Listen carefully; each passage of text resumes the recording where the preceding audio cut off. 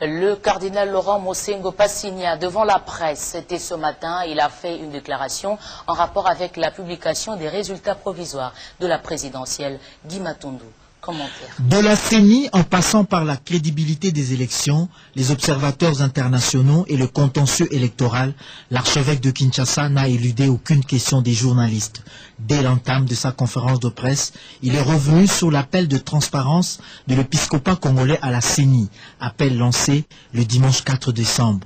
Selon le cardinal Laurent Mosengo Passigna, le processus a été vicié dès le départ et entaché d'irrégularités. Il appelle les candidats malheureux à suivre les voies de droit et non de la rue pour contester les résultats. Dimanche 4 décembre 2011, la SENCO, dans une conférence de presse, et moi-même à l'église Sainte-Anne, avons dans un appel commun demandé à la CENI que soit proclamée impérativement la vérité des urnes. À cet effet, comme souhaité par tout le peuple, la SENCO a publié les conclusions de son observation et de plusieurs observateurs nationaux et internationaux. Toutes ces observations posent sérieusement une question de crédibilité de cette élection présidentielle, comme vient de l'attester le rapport du Centre Carter. À l'analyse des résultats rendus publics par la CENI ce vendredi 9 décembre, il y a lieu réellement de conclure que ces résultats ne sont pas conformes à la vérité ni à la justice. Comment, par exemple, comprendre que le 6 décembre, M. Tshisekedi, qui avait 5 927 728 voix sur 17 329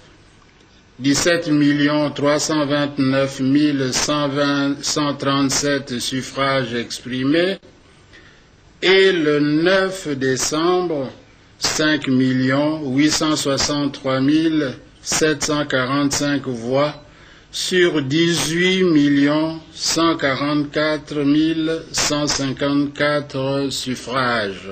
Il perd par conséquent 64 000 voix, alors qu'on venait d'ajouter 34 000 bureaux.